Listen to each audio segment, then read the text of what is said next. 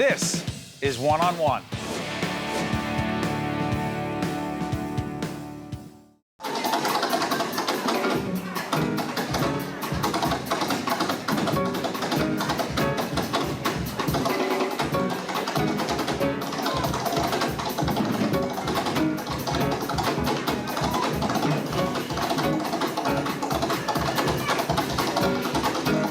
That is one talented guy. He is Savion Glover. He is a dancer, actor, choreographer, and we are honored to have him here in the world of public broadcasting. How are you doing?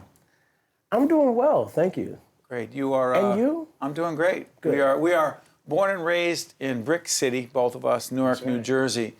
Tell folks about your journey from Newark to here on Broadway and 66th Street and everything in between. Oh man! And by the way, P.S. When did you know you were so talented? You know, this morning I got a text, and it had an emoji saying, "You're on the right track."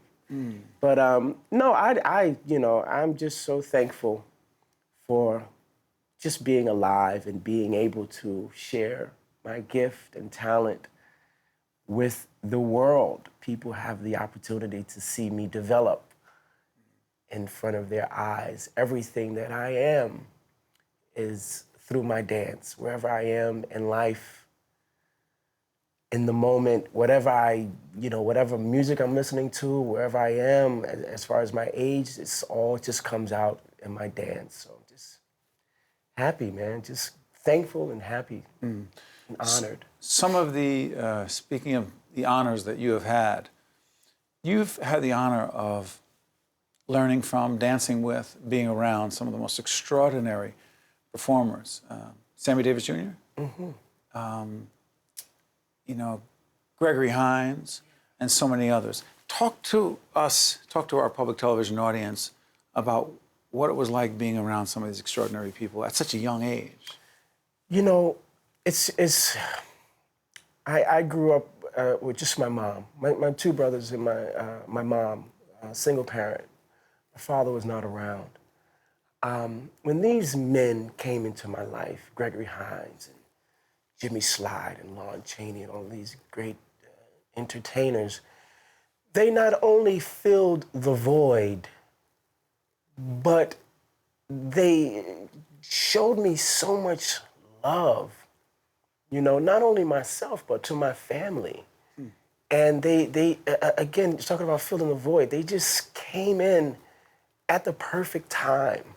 And they treated me not like a dancer friend, but they treated me like a brother or a son or grandson. And, the dance aspect was fifthendary. These guys were sharing life lessons and teaching me life lessons. And it was... My time with them, aside from seeing my child develop now, my time with these men were the best times of my life. I mean, hopefully I have more life to live when I walk out of here, but some of the more outstanding and extraordinary moments in my life. Let me ask you this, because I saw you as an even younger man than you are right now at the New Jersey Performing Arts Center, your debut performance, being there with so many other Newarkers and others who came to see you. And I was just blown away by your talent, by your charisma, by your stage presence. For those who are not from the city of Newark, who may not understand or appreciate what Newark means, and we're here in the heart of New York City, a beautiful, amazing America city, if you will. What does Newark mean to you? What does Newark mean to me?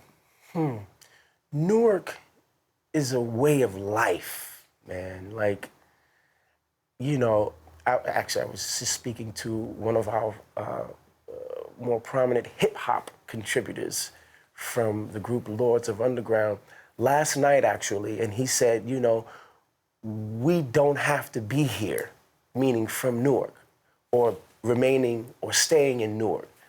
But Newark, to me, is home ground. Newark has been my foundation.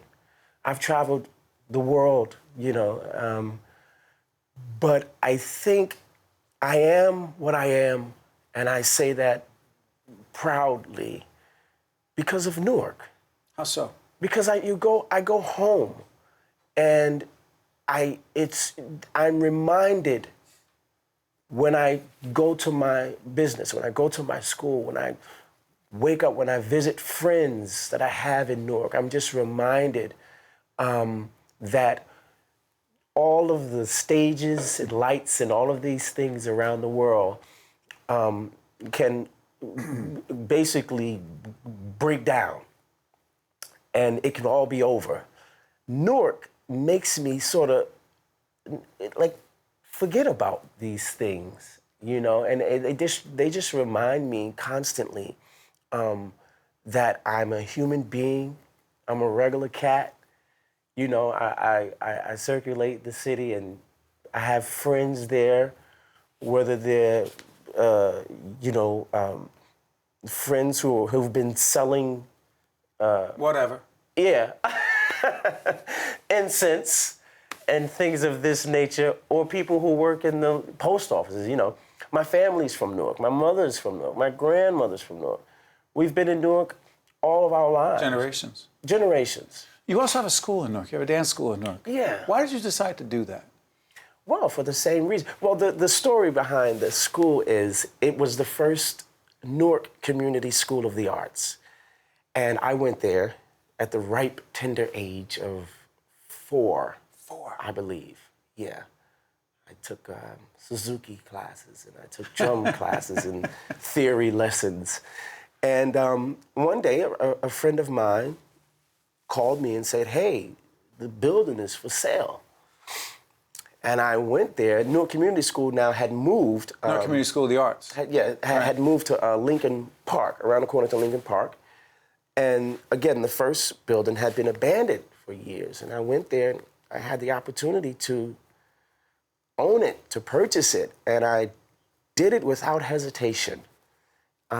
It's on Brunswick Street. Brunswick Street is one of the more notorious blocks in the city.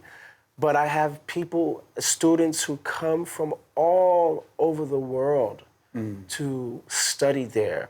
And I did it because, again, it's my home. I don't... Sure. And I'm no good with a school in Beverly Hills or, But Savion, sorry for interrupting. One of the things that in getting ready for the interview that kept coming up is that your teaching methodology, you're less interested in technique or the techniques of dance and more interested in, let's just say, teaching these young people the expression, if you will, of dance. For those of us who do not understand dance or have never experienced it, explain what that means. Or can you not explain that? Well, of course. To those of us outside that world. It's simple. I don't know if it's easily understood, but like you said, I believe that not only children, but adults as well, we all need to know how to express ourselves. And, the average dance classes, you do this combination. You do what the teacher is doing. And I find that it's cool, but that my approach is different. I feel that once, whether it's a musician or in my case a tap dancer, once that tap dancer knows how to say, "This is how I feel today," through dance, that's better than any combination. Express yourself. I'm happy, I'm sad, I'm at a loss, I'm at a gain. I love this music. I tell my students, make a sound that represents the word awesome. And it's not about necessarily shuffle, flap, or ball chains or cramp roll, but it's just about that sound and that expression. Choreography for you. Yeah. Describe it. Choreography for me now is it's entertaining. I have fun with my choreography now. Versus, my approach to the dance is more it's about the musicality. You know, I like to be the instrument. But through choreography, when I'm working with a group, I now have the opportunity to play and to paint pictures and to give the audience a visual, along with this undercurrent or underline, if you will, of musicality. So it's a mixture of what we call edutainment. Edutainment. Edutainment. So you're getting entertained, but underneath there's an education. Well, there's message. an educational piece to this too. Yeah. See, because you have accomplished and achieved success at such a young age, and you continue to do great things. And by the way, search Savion's name, and you'll see all of your credits, which are considerable. But I'm going to ask you this: for those who want to go into the business of entertainment, dance, theater, some form of this business, how thick does your skin need to be? It depends on how long you want to last. The thicker the skin, the longer you last. You know, we all have different reasons for achieving or wanting to achieve fame or what we call success. Yours? My approach and reasons were very different. I didn't plan this, Steve. This was not my plan. I'm supposed to be retired from the New York Knicks right now with about 3 championships. So you were supposed to be the point guard? I was, after Mark Jackson, like I was supposed to get in there. You were the man. Yeah, you know, that was my plan. I was supposed to go to Syracuse. I was supposed to work out with Derek Coleman and Ronnie Cycli and these cats, and then come on to the Knicks. But that didn't work out that way. That didn't work out. You had too much talent the other way. I didn't work out. But my, you know, my approach, and I was about these guys, man. Yeah. I was about this dance. Show business just sort of happened for me, you know. So a few seconds left. Go ahead. I'm sorry. Yeah, no. My duty and deed and responsibility is to tap dancing and to these men versus show business. Whatever you're doing, just keep doing it. Yes, because sir. you make all of us, particularly those of us from the city of Newark, proud. And you're helping a lot of young people every day. Thank you very much. Yeah, thank you, Steve. Appreciate all the best. it. Yeah, man. One-on-One with Steve Adubato has been a production of the Caucus Educational Corporation, celebrating over 25 years of broadcast excellence. This special edition of One-on-One with Steve Adubato is brought to you from the Tisch WNET studios at Lincoln Center. Funding has been provided by RWJ Barnabas Health, Bergen Community College, New Jersey Council of County Colleges, Wells Fargo, MD Advantage Insurance Company of New Jersey, the Russell Berry Foundation, and by NJM. Transportation provided by Airbrook Limousine, serving the metropolitan New York, New Jersey area.